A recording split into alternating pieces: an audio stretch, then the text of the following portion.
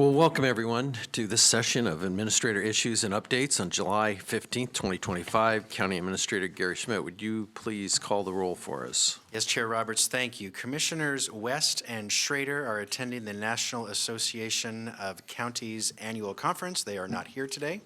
There's still a quorum present. Roll call. Commissioner Savas. Present. Commissioner Helm. Here. Chair Roberts. Here. Thank you, Gary. Would you please introduce the first agenda item for us? Yes, thank you. First item is the Clackamas County Investment Policy. Presenting today is the Treasurer for Clackamas County, Treasurer Brian Nava. Please come forward. Treasurer Nava.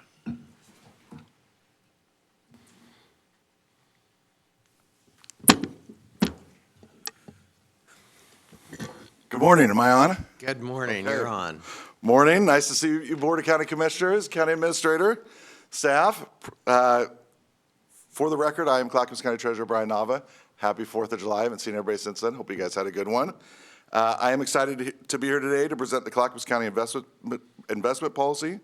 The county's investment policy provides the framework for the investment of the county's public funds.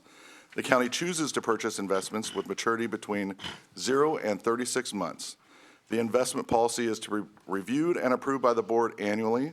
There are no changes made to the policy from the previous version reviewed by the board on June 4th, 2024. The investment of public funds is governed by state statute ORS 294. The primary goal of the statutory guidelines is preservation of principal or safety. The second and third priorities, respectively, are liquidity and yield. No dollars are associated with this approval, and I'm happy to answer any questions. All right. Colleagues, any questions? I don't see any, so may I have a motion? I move we approve the 2025 Clackamas County Investment Policy. Second. All right. Commissioner Helm has moved to approve the 2025 Clackamas County Investment Policy as presented in Attachment A. Commissioner Savas has seconded that. Any further discussion? Seeing none, Clerk, would you please call the poll? Commissioner Savas. Aye. Commissioner Helm. Aye. Mr. Chair. Aye. Motion passes 3-0, Mr. Chair. Great seeing you guys. Thank you very much. You have a great day. And Treasurer Nava, he and his staff work all year long on this, and I know this is a 2-minute update, but thank you, Treasurer, for all your work on this great policy. All your hard work. Thanks, guys. I mean, it did take 5 or 10 seconds to actually do all this work. All right, next item is Veteran Suicide Prevention Program Grant Application. This is another item. This is a consent agenda item, but it is new, so we bring it to you first at issues to see if you have any questions or to update you on the proposal. Mary Rumbaugh, Director of Health, Housing, Human Services, will present this item. Go ahead, please, Mary. Good morning, Chair Roberts and Commissioners. In 2022, suicide was the second leading cause of death for veterans under the age of 45, and Oregon has the 4th highest rate of veteran suicide in the nation. On average, there are 17.6 veteran suicides per day, and 75% of those veterans use a firearm as a means for suicide. In Clackamas County, we have an estimated 22,646 veterans. The staff Sergeant Fox Suicide Prevention Grant Program will allow the Public Health Division to work closely with the Veterans Association, VA, and other community organizations serving veterans, including our own Veteran Services Office, to lift up project Operation Veterans Stronghold. A few of the important deliverables of the project will include creating a Veterans Coalition to guide programs that support veterans' mental health, implement a comprehensive suicide risk screening in partnership with veterans peer support specialists, provide veteran resource navigation to secure firearm storage, counseling, and VA services, and to implement a veterans post-vention training series for the community, including with focus on paramedics, firearm retailers, clergy, and healthcare staff. This is an important funding opportunity to address the needs of our local veterans. Thank you. All right. Questions or comments, colleagues? I have a couple of questions. So you mentioned that Oregon's the 4th highest in the nation for veteran suicide. Is that correct? That's correct. Right. And I was just hoping maybe you, for any veteran that's kind of paying attention today on this meeting, Could you talk about Lines for Life or resources that someone might be able to call if they're in need, or what the county has to offer and what's in the region? Absolutely. I think being a veteran, their story is unique, and so certainly there are programs that are specific, including Lines for Life has a dedicated veterans hotline for folks to seek support from also veterans, right? Because often seeking support for somebody who's also walked that path is really important. But it's really important to remember 988 is an important resource, and most importantly, also Clackamas County runs our own crisis and support line at 503-655-8585. And we do have veterans who staff that line, just like we have individuals who with experience with older adults, children, individuals with disabilities, et cetera. So any crisis line is there for anyone in this community, but in particular, veterans. We want to make sure that veterans who are struggling know that they have help really at their fingertips. Great. And then one follow-up question, which is really exciting to see kind of the mobile crisis response team and some of the other walk-in locations that folks can go to. So could you touch on the mobile crisis response team for us? Sure. So Clackamas does. We do have our own 24/7 mobile crisis response team, two-person team, usually a mental health clinician, either a peer and a case manager who goes out to any part of this county.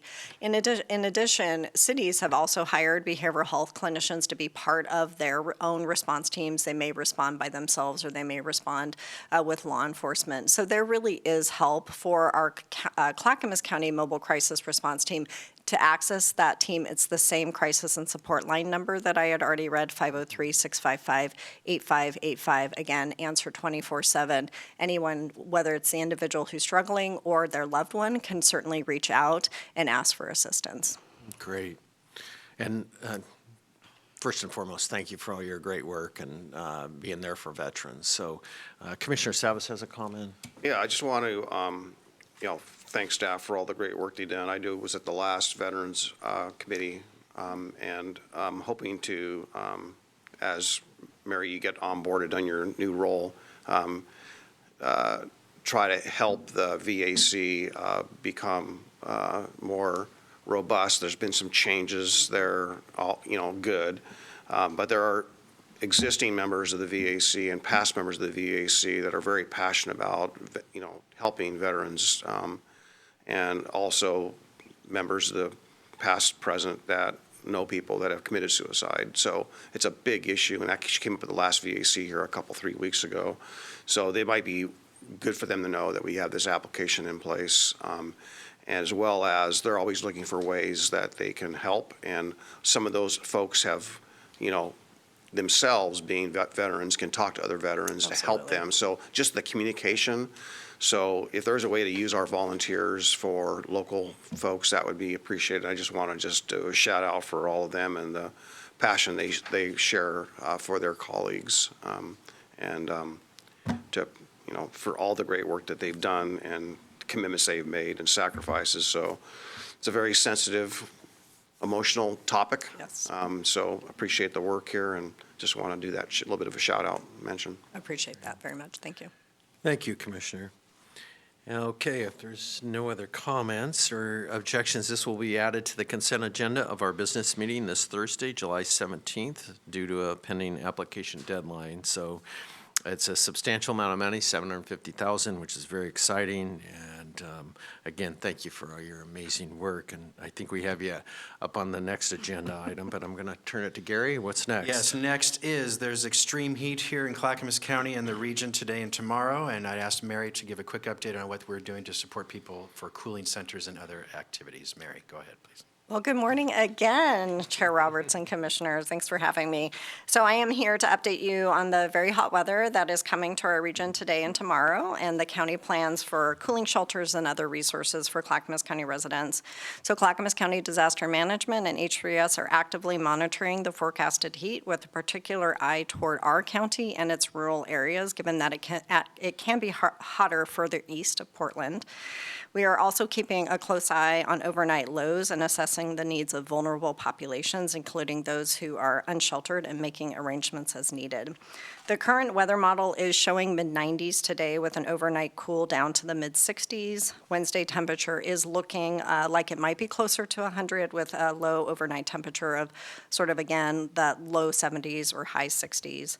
We expect to be back down to normal temperatures starting on Thursday, so this is good. Health, Housing, and Human Services, H3S, we do have a standard operating procedure for extreme heat that we've developed over the last couple of years with disaster management, and this outlines who takes what actions within our department. So based on the forecasted weather, these are some of the actions we are taking. Cooling centers are open in cities across the county, and PGA sent out a press release yesterday encouraging residents without air conditioning to seek out these centers. Particularly vulnerable clients who meet certain criteria are working with their caseworkers to be placed in emergency shelter, hotel shelter rooms. Unsheltered individuals will have access to overnight sheltering at our Father's Heart during all or part of this weather incident we monitor day by day. Ant Farm is reaching out to rural folks who may need additional supports, and our Housing and Community Development Division is providing supplies like water, Gatorade, sunscreen, and other cooling supplies to our community partners to pass out to residents. Individuals not connected to a provider and who are in need of resources and assistance should call our Coordinated Housing Access Line at 503-655-8575 to get some support. And we are sharing our heat safety toolkit with community partners. This document was included in our press release. It's translated into 11 languages and includes information about being prepared for heat, recognizing signs of heat-related illness, and how to find support in the county. Luckily, this appears to be a short-lived event, but I just want to highlight that really a lot of this coordination has been ridiculously smooth because we've actually put all of the hard work into planning for this prior to events, and it really is in partnership with disaster management and our community partners that we were on a call this morning, and multiple times it was like, well-oiled machine. That's what I kept hearing, and that's because we are putting the time and resources into planning for these events prior to the event happening. So I'm really appreciative of all of my staff who are part of making sure that we're able to assist our residents of Clackamas County. Fantastic. Any questions? Well, thank you for being so prepared, and thank you for the update. So I will now turn to Gary for our next agenda item. Thank you, Mary, very much. Next item is County Fair Multipurpose Building Construction Loan. We have staff from Transportation and Development who will present. Dan Johnson, Director of Transportation and Development, and Laura Edmonds, Economic Development Manager. We do need a decision today, which is why this is before you. Go ahead, please, Dan and Laura. Thank you so much. Chair Roberts, Commissioners, good morning. We are here to seek your authorization to apply for a loan for the Clackamas County Fair and Event Center. I just referenced back to Commissioner Savas and Commissioner Roberts when you were at the last Fair Board meeting that you participated in. There was a reference to this discussion around additional financing that was needed. Before I get into that, I want to do some history with all of you, because all of you have different experiences with this discussion around this particular structure. So essentially, the Fair Board is looking to construct a new multi-purpose building to replace the barn that was removed some years ago. Essentially, to date, the County Board of County Commissioners has been very involved in that discussion, because if you're not familiar, the county fair is our asset. The board is guided with the mission of operating the fair and events throughout that area. They're a separate legal entity. However, Clackamas County Board of County Commissioners has authorized to date about $4.8 million of ARPA money to this particular project, and also previously approved the Fair Board to apply for a grant of about $277,000 previously through Business Oregon. The materials that we have given you include a prior intergovernmental agreement, or an IGA. Essentially, this was a prior IGA that dealt with these funding sources coming from the county or secured by the county and going to the Fair Board. Identify objectives, identify responsibilities, who's responsible for what, et cetera. Within that document, you will see it clearly highlights the fact there's about a $2.5 million gap in that funding, And we've been actively working with the Fair Board representative to figure out the best option for them and how to secure that grant or how to secure those dollars. They cannot, I guess I want to be clear regarding this, the Fair Board is not authorized to enter into any loan arrangements without county authorization because it's basically our asset. So essentially, we're here today looking for that authorization. An opportunity has come forward through Business Oregon to apply for a lower interest grant. You know, I looked today, market rate grants for commercial is rolling about 6.5%, based on your loan to value, on the lending you're trying to get. Right now, this particular grant opportunity, which we have to apply by Friday, if there's interest in the board in advancing this, is about 4.5%. So it's under the current market rate for lending that's out there. A couple things I want to make sure they're clear.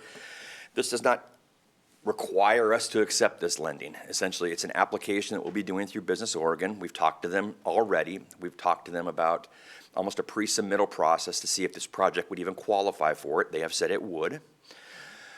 When we are successful in securing this grant funding, we would be bringing back to the Board of County Commissioners an additional intergovernmental agreement that would stipulate roles and responsibilities of the county and the Fair Board. There is no intent or discussion about having any of this debt service for this particular lending being covered by the county.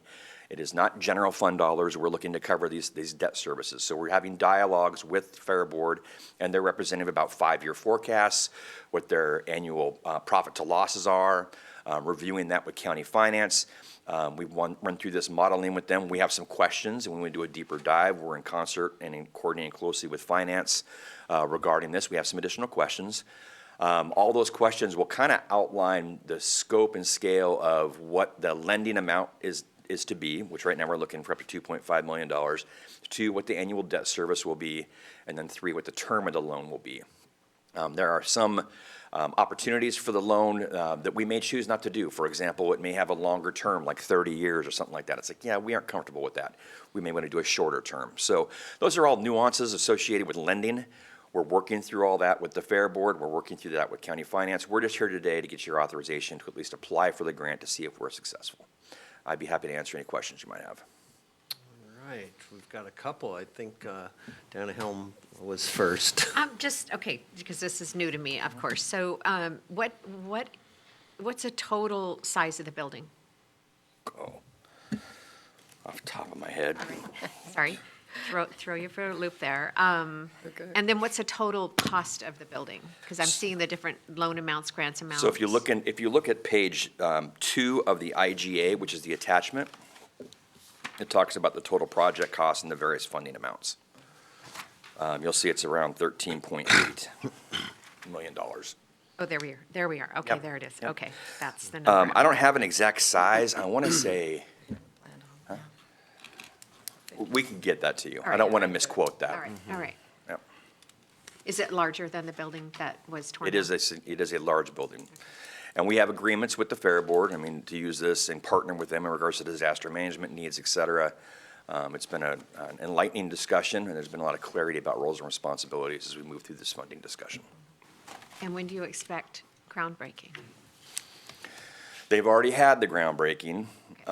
They are working through, and this is kind of separation of church and state. They have a contract, they have an IGA agreement with us to make sure that we're running through our procurement process to make sure it's all legitimate per statute and requirements of that nature.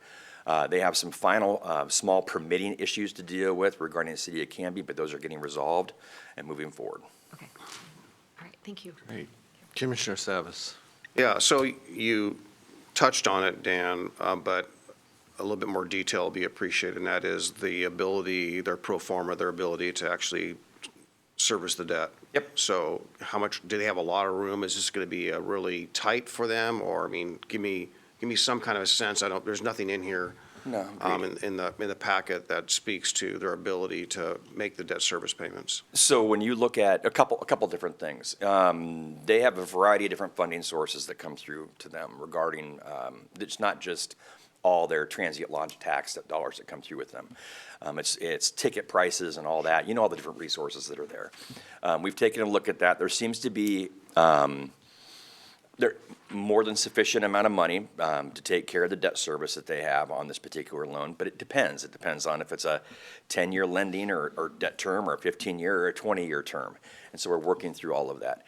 We also have requirements from Business Oregon regarding the debt-to-revenue ratios that are out there regarding the lending, and we'll have to make sure we're consistent with those requirements as well.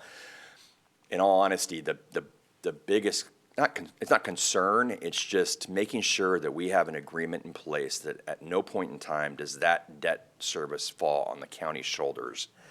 And there are ways to prevent that. So for example, we distribute their transient lodging tax money every year, and that right now looks to be more than sufficient to cover the debt service. So maybe we can take it out of there. I don't want to suggest things. These are just things that we're considering, and we've got to sit down and talk with the Fair Board and their representative and say, hey, here are terms that we're comfortable with and that finance is comfortable with in regards to securing this lending on your behalf. But the numbers look good. There's a couple of questions we have about the 5-year forecast. One that, for example, that finance brought up, which was kind of there's a 10% increase on on one of their revenue lines and projections for additional ticket sales and things like that. It's like, let's just do a deeper dive into that. What's the mentality behind that? But it's new. I mean, I'm gonna be frank with you. They've never done a 5-year forecast before. They've done a year-over-year profit to loss. I will tell you, I've run through their 2020, did a QA/QC on their 2020 profit loss compared to the numbers we saw in their budget, and it was almost spot on. So we're doing that kind of deep dive with them. But there are still questions that are out there that we've all got to get comfortable with. Again, this does not lock us into accepting this or putting the county in any kind of difficult position for future funding requirements. Yeah, I want to make sure I'm not misunderstood when I say this, and that is that I have got confidence in the Fair Board and their management for what they're doing. They're doing a lot of great work. They got this project moving, so kudos to them. The event center, is the event center right now in Clackamas County, so they're doing a lot of good things to promote the event center. I just want to acknowledge their good work. But I know that these things, whether it's 10 years, 20 years, or 30 years, is debt service or whatnot, and bonding and so forth, that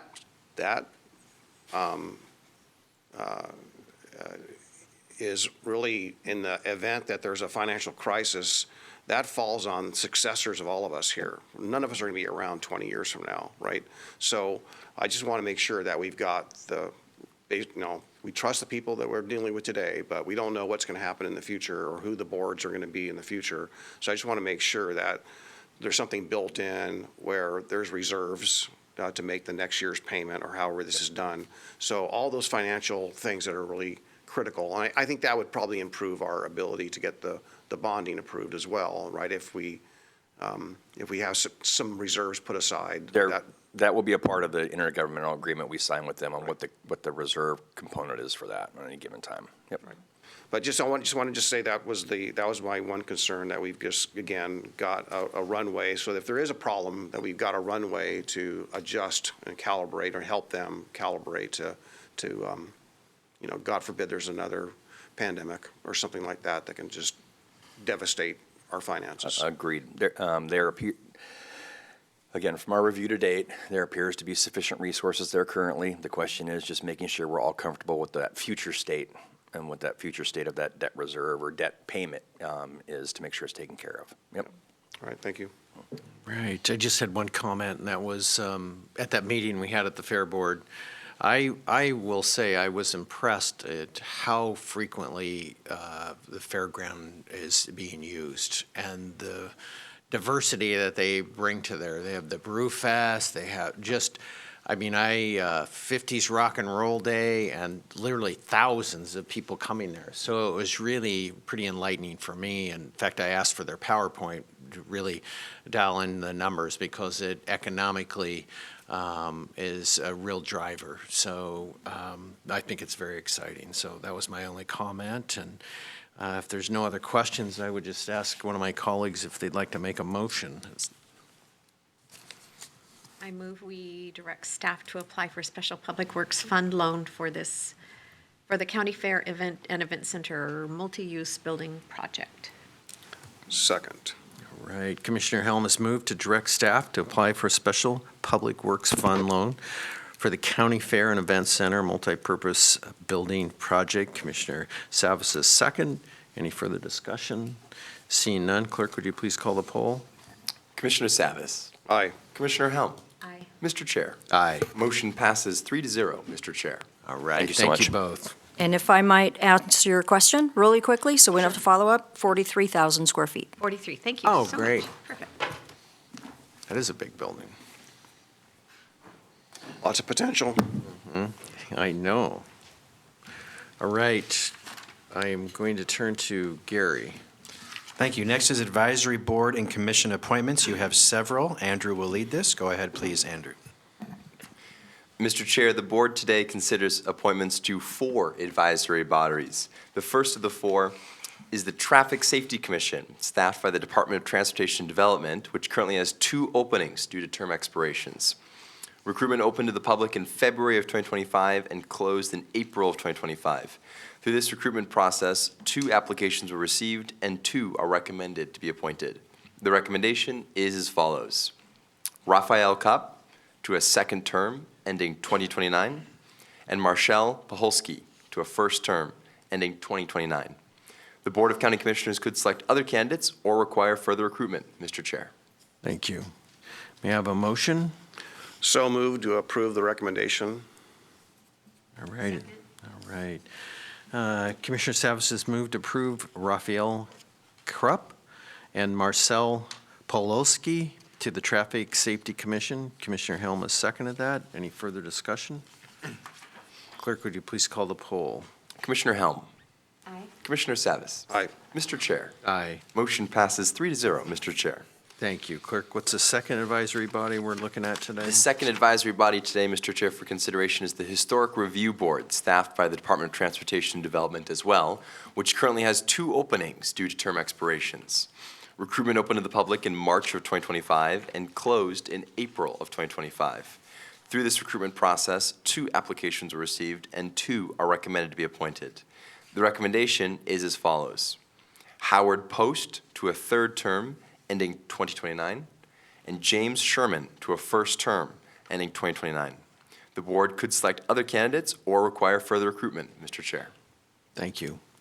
Questions? So it appears there's going to be another vacancy? Is that correct? There will be additional vacancies, Commissioner. Okay. And is that going to be before or after the date here of the expiration? Or is it the person going to resign on the expiration? Or do we know? Have any insight? I'm sorry, Commissioner, I don't understand. Trying to understand that upcoming vacancy that we foresee.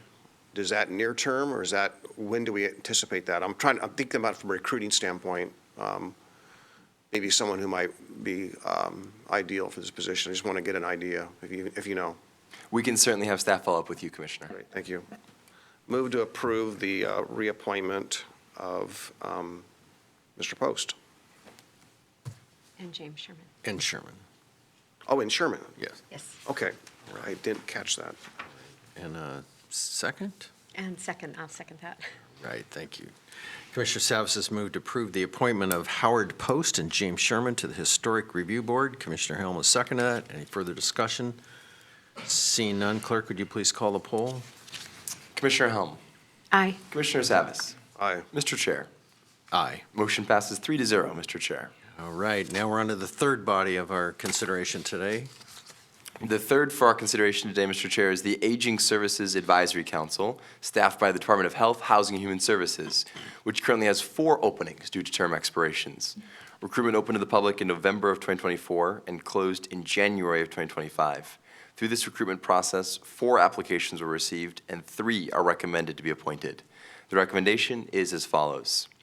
Elizabeth Leslie to a 1st term ending 2028, Jeannie Schuster to a 1st term ending 2028, and Alia Long to a 1st term ending 2028. The Board of County Commissioners could select other candidates or require further recruitment, Mr. Chair. All right, any further discussion? Are they leaving this open for that 4th opening? That's because it'll continue to stay open? That's correct, Commissioner. At this time, staff's only recommending 3 positions to be filled. Okay, all right. I move we approve the appointment of Elizabeth Leslie, Jeannie Schuster, and Leah Long to the Aging Services Advisory Council. Second. Thank you both. Commissioner Helm has moved to approve the appointment of Elizabeth Leslie, Jeannie Schuster, and Aaliyah Long to the Aging Services Advisory Council. Commissioner Savas has seconded that. Any further discussion? Seeing none, clerk, would you please call the poll? Commissioner Savas. Aye. Commissioner Helm. Aye. Mr. Chair. Aye. Motion passes 3-0, Mr. Chair. And we're on to the fourth advisory. The final advisory body for your consideration today, Mr. Chair, is the Community Health Council, staffed by the Department of Health, Housing, and Human Services, which currently has 10 vacancies. 1 new member has been unanimously recommended for the council for a first full term.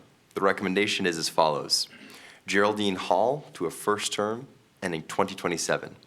The board could select other candidates or require further recruitment, Mr. Chair. Thank you. Questions? Seeing none, may I have a motion? Move to approve Geraldine Hall to the Clackamas County Community Health Council. Second. All right. Commissioner Savas has moved to approve the appointment of Geraldine Hall to the Community Health Council. Commissioner Helm has seconded. Any further discussion? Seeing none, clerk, would you please call the poll? Commissioner Helm. Aye. Commissioner Savas. Aye. Mr. Chair. Aye. Motion passes 3-0, Mr. Chair. And thank you, Andrew. Gary, what's next for our agenda? Thank you. Next is delegation of decision for 2 noise variance appeals. I will present this. There's a memo in your packet. Several years ago, the board updated your county code, chapter 6.05, regarding noise control. Briefly, noise control regulates noise levels in unincorporated areas of the county. This allows or does not allow basically construction activities, organized activities, or events that benefit the public, but it has to be a certain noise level over certain hours, whether it's allowed or not. Under this update of the county code, the board has delegated that any appeal of someone whose application was denied goes to the Board of County Commissioners to hear that appeal. Last year, when you had your first appeal under this new ordinance, the board delegated that I, the administrator, would conduct the appeal because it would be more timely. The board didn't want to have a public meeting because it kind of elevates it as a public meeting when a quorum of you meets versus me doing it myself. But you did not change the code. You only delegated one-time authority to me last year to hear the appeal. Now there are actually only 1 appeal. My memo says 2. There's actually only 1. There's 1 appeal. That is a request for an event in unincorporated area outside Milwaukee.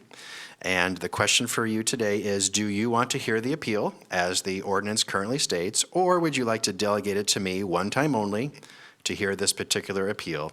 And if you do delegate it to me, a longer-term question is, do you want to change the code to just give it to the administrator instead of the board?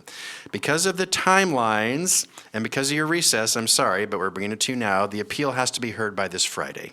So if you do it, we'll do it this Thursday, right before or after your business meeting, or if you delegate it to me, I will do it before the end of this week. So the only question for you today is, would you like to delegate this to me, one time only, or do you want to hear the appeal of this noise variance appeal? Colleagues, thoughts? I just assume option 1, delegate it to the administrator, so. Agreed. I agree. Sounds like we're in a consensus on that one, I'd see. So Chair, I move we delegate one-time authority to the county administrator to address the noise variance appeal. I second that. All right, Commissioner Sevas has moved to delegate the one-time authority to the county administrator to address the noise variance appeal. It's been seconded by Commissioner Helm. Any further discussion? Hearing none, clerk, would you please call the poll? Commissioner Helm. Aye. Commissioner Savas. Aye. Mr. Chair. Aye. Motion passes 3-0, Mr. Chair. All right, Gary. Commissioners, may I ask, would you like staff to come back to you to consider changing the code to delegate, to permanently make this an administrator decision or administrator appeal? I think so. I'll have staff come back to you at a policy session to review that. Thank you. Next, review of your business meeting agenda for this Thursday, July 17th, 2025 at 10 a.m. You have 2 public hearings. One is regarding the amendments to the county code regarding compliance hearings officer and animal licensing. Second is regarding the change of personnel policies regarding sick leave and veterans preference. If you recall, you've actually already heard both of these at a public hearing. Unfortunately, staff made an error in the ordinance language, so we have to bring it back to you to correct the staff error. That's why it says declare an emergency, because you've already approved, but we missed a step, and it technically is not part of the code yet. So we're seeking your approval to correct the staff error and to declare an emergency so it occurs overnight. And if you disagree on the emergency, we'll go through the two public hearings again. But you already did that. We'll explain all this on Thursday, but if you're following along, that's why you're seeing this again for the second or third time. And I apologize for that. We missed a step. We want to correct the step. You also have a previously approved land use ordinance review. You have a long consent agenda. For the start of the fiscal year, you'll also meet as the North Clackamas Parks and Recreation District and Water Environment Services for their consent agenda. And finally, I will share with you a single document I signed on your behalf during your board recess. I already emailed you what that was about. I don't need your approval because the code already authorized me, but for the record, I want to read it for the record, and it's published on your agenda. So that is your meeting for this Thursday. If you have any questions on any item, please let me know prior to Thursday, especially if you have a question on a consent item, and I'll make sure staff is in the room to answer your question in public. Thank you. Next and final item is Commissioner Communications. All right, thank you, Gary. And our most senior commissioner is Mr. Savas. I'm going to let you go first. Great. Well, you probably already know, but a couple weeks ago, the state legislature declared sine die, and the transportation package failed, and many attempts. It was quite interesting, and a lot of articles printed about some of the politics that were happening in the closing weeks or days. There is a discussion floating around where perhaps the state legislature may call a special session, the governor may call a special session. Apparently, the Capitol building is under construction, so there's some scheduled construction that's going to be happening through July, through August or September, not exactly sure.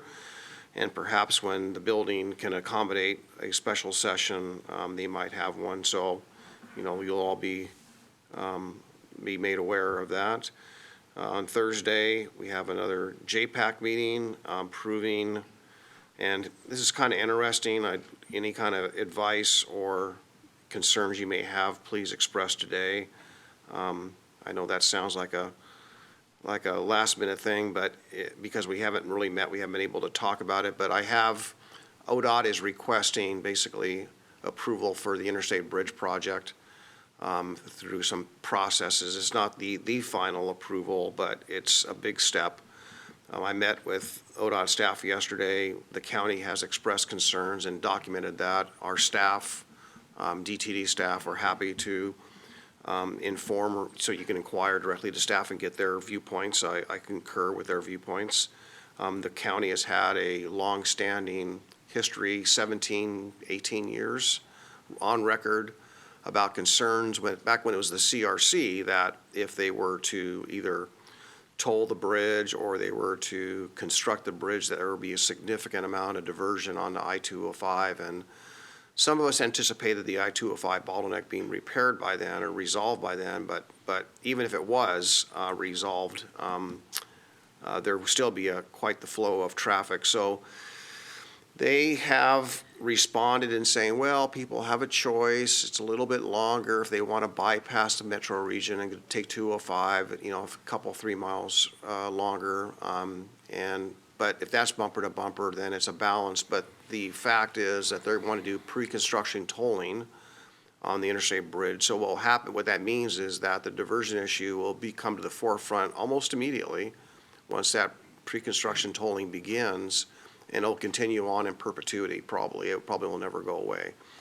They'll probably continue to toll, and we don't know what the toll rates are. The cost is going up, so the toll rates will go up. The higher the toll rates, the more people will be incentivized to divert. And yet, there's no path of funding for the resolution of the bottleneck on I-205. Simply, only the Abernathy Bridge is being fixed. So I just want to make you aware of that. I am inclined to abstain because some of the questions that we've asked have not really been answered adequately, and our staff's position last week at a Metro staff meeting was that I think they also abstained for that very same reason. So I may be abstaining, I'm not really sure, but your guidance would be appreciated. Secondly, the RFFA funding, federal funding is going for approval this Thursday morning. All this happens Thursday morning before our business meeting. And so I'll be voting yes, probably on that. We'll be getting a little bit of startup money, ideally, for the Sunrise, a bike ped bridge from Gladstone, Oregon City. I forgot the other two. One, a sidewalk project in Milwaukee, Monroe project, and the third one's escaping me. Oregon City's project in Oregon City on 99E. So all those three projects are being funded under the Step 2, and Sunrise is being funded under Step 1. So just kind of giving you an update. That's where I stand. If you have any opposition, concerns, or questions, now is your opportunity to fire at me. That's a 7:30 Zoom, right? Yes. On Thursday. Okay, I'll be there. Great. I'll be on that one. It's Zoom or in person. Testifying, oh, well, I know, Yeah. but then we got to get back here for Yeah. our Yeah. meetings, so. We, Chair Roberts and Commissioner West and I visited the 4D Recovery Center last week over in Southeast Portland? Southeast, yeah. Southeast Portland, not Northeast, okay. Very interesting. They're expanding. Great facility, really great people, got the whole history of their project and how long it's been going on, and we fully support them.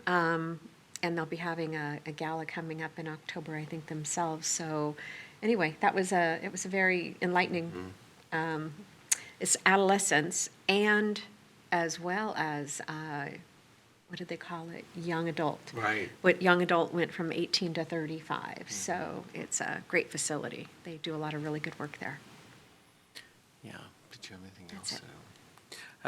it. Just to follow up on that, we did have a lot of discussion too about what are the adolescent treatment facilities around, and I think that's what's also concerning. I mean, there's a recovery campus over there at Old Marrowhurst. There's Parrot Creek, and there's this, and really wanted to make sure. I've had some conversations since then with Mary Rumbaugh about really looking at the level of services for adolescents, and unfortunately, there aren't many. There aren't. And so I think it's really important, particularly for our youth, that there are programs available. And so it was very exciting to see the energy.